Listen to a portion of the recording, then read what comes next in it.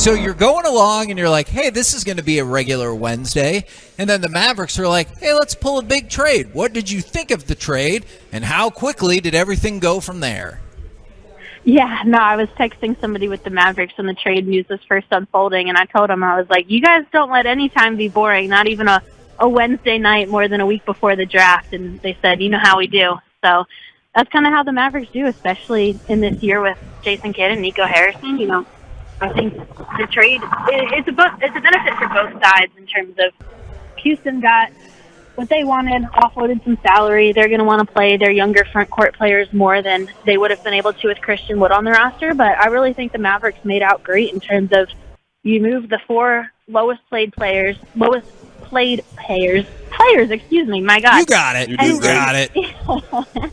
And then you get back who's going to be most likely your starting center moving forward. And that was their biggest goal heading into the offseason. There was no secret about it. They didn't try and hide how much they wanted to upgrade their front court after this playoff run. And I think Christian Wood's going to be kind of that best of both worlds fits, where he's not going to overtax your books when they're already in the luxury tax, and it's kind of a break even in terms of the trade.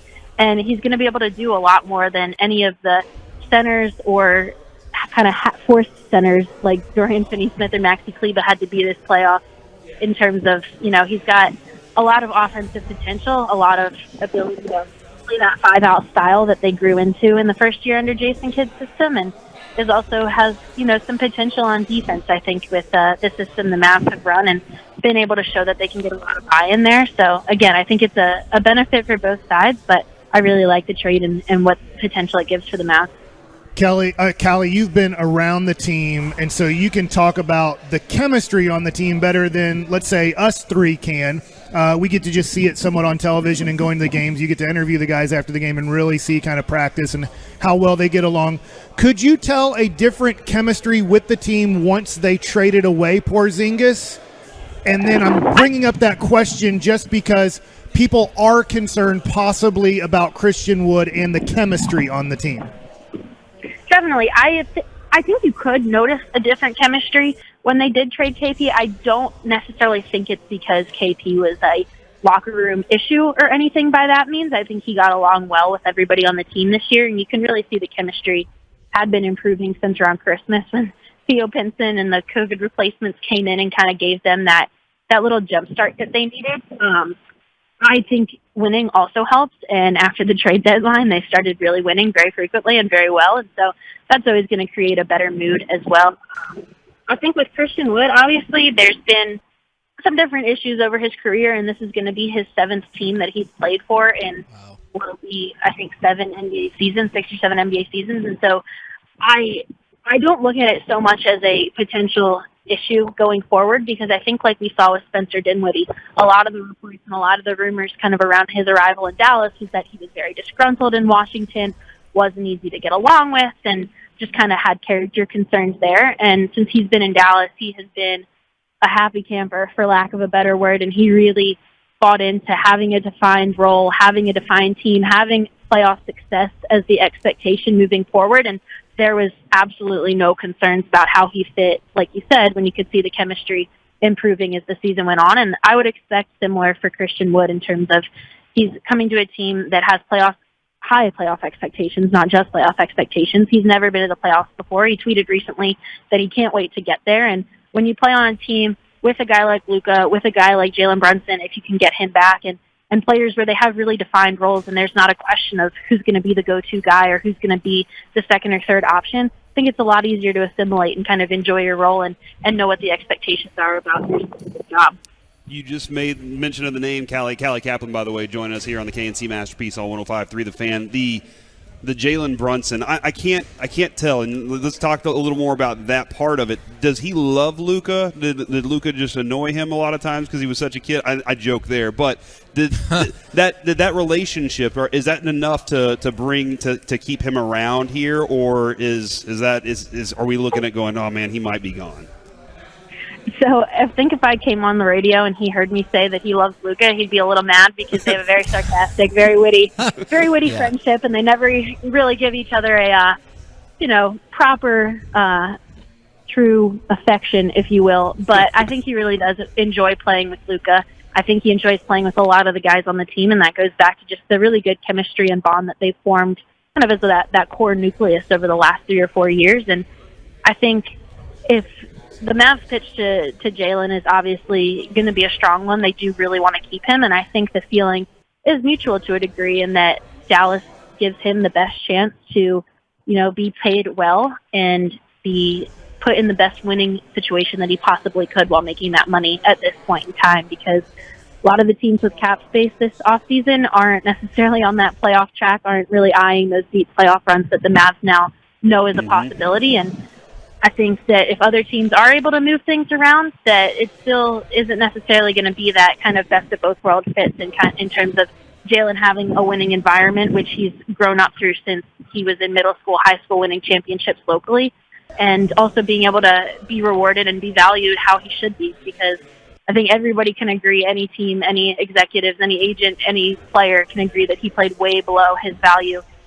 Or he played above his value, but his contract just really, really didn't give credit to how important he was and how important the Mavs know he is to what they're trying to build. And so I think there's a lot of mutual interest. Whether or not that works out, it's not 100% at this situation, but I don't think there's any cause for specific concern or panic at this point.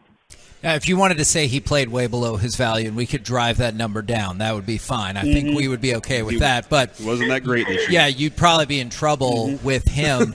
Now, see, I'm in trouble with him on both fronts. If I say he likes Luka, if I mess up my words, Jalen's going to have a bone to pick if he's back in Dallas and we're working together next year. I can already tell we're going to have to convince you to come back on the show in the future. Is looking ahead to the draft, the Mavericks are now without a draft pick. Do you get the sense at all, or have you heard any buzz that they might be in the market to buy or make a minor trade for a second-round pick? I would be super surprised if they did. I think the part of the overlooked beauty of that trade, too, is that, you had to include a rookie, the number 26 first-round pick, in the trade for Christian Wood, but Christian Wood is coming in as a ready-made, what to expect from him. He is going to be able to contribute right away player. And any pick that you get from, outside the lottery, especially late first round and especially second round, is not going to be a guarantee that they're going to be able to hop in that rotation and contribute right away. We've seen recent examples where that is the case, but I don't think that the Mavs necessarily have the resources or have the interest, unless something, shocking is presented to them, to, use a roster spot on a second-round pick that they're going to have to give up some sort of assets for now that the end of their bench is a little dry this season, when they're really looking for guys that contribute and can add depth right away in terms of boosting their playoff potential and what they can do in the immediacy with Luka. Callie, what's the percentage that Dinwiddie and Tim Hardaway Jr. are both on the team opening night?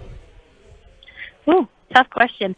I would say pretty solid. I don't have any sort of specific intel on that, and I think it's too soon to know exactly what moves are going to play out this summer. And Jalen Brunson hinges on that. What they can add for their mid-level exception in the luxury tax hinges on that. But I would expect that they might want to try, and I don't want to say run it back because Tim Hardaway Jr. wasn't there for the playoffs, but be able to at least experiment with what they have first in terms of adding Tim as another shooter, giving Dinwiddie another summer to get healthy after his ACL recovery last summer, giving him another summer to kind of get in the groove and get into that role even deeper that he had this year, and be able to start the season, kind of evaluate what they had, which is what they did this year, up until about Christmas, January, when you could start making determinations about what does or doesn't work ahead of the trade deadline in February. So I don't know if I could put a specific number on that, but I wouldn't be surprised in the slightest to see them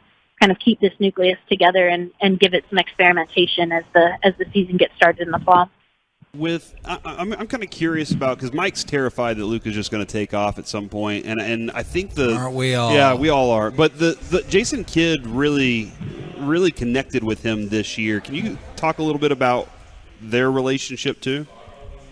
Yeah, I don't think that Jason Kidd's going to be the reason that Luka wants to get out of town, and I don't think, I should clarify at this point, there's any reason to suspect that Luka is unhappy, although we have not heard from him since they traded Boban, though I do believe he was consulted. So I think we're good there. If they go out and sign Goran this summer, maybe all is well, and there's not even a bone to pick in that sense. But I think Luka and Jason's relationship, and to that sense, Jason's relationship with a lot of players, Jalen Brunson included, was really strong this year and was really important for how they were able to buy into what he was doing, how they were able to push through different stumbles at the beginning of the season, like a wonky offense, COVID issues, injuries, things like that.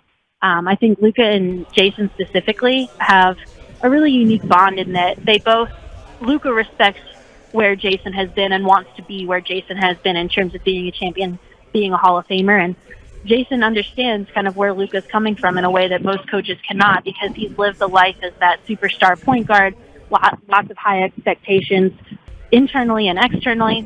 And I think it's good. It's not always all basketball. They both have, funny personalities. They play poker together on the team plane sometimes. There's a lot of levels to it, and I think that has been really good for Luka, and Luka and Jason have said as much this season, and I think year one was a really good starting point in terms of success as a team and success just with their pairing and building trust together for where the Mavs hope to go soon. Well, we appreciate having you on very much, and assuming we haven't gotten you in trouble with Brunson or anybody else, we would love to have you on again. Sounds good. I think Jalen's probably either busy on vacation talking to his agent, or he and I will settle it next time I see him, summer league or in the fall. So he's I think we're all good. He's tweeting Star Wars questions right now, Callie. So there's a lot of Star Wars content out there for you. So sounds like he's not really in a mood to get too angry at a reporter here in mid-June. So I think we're in the clear, guys.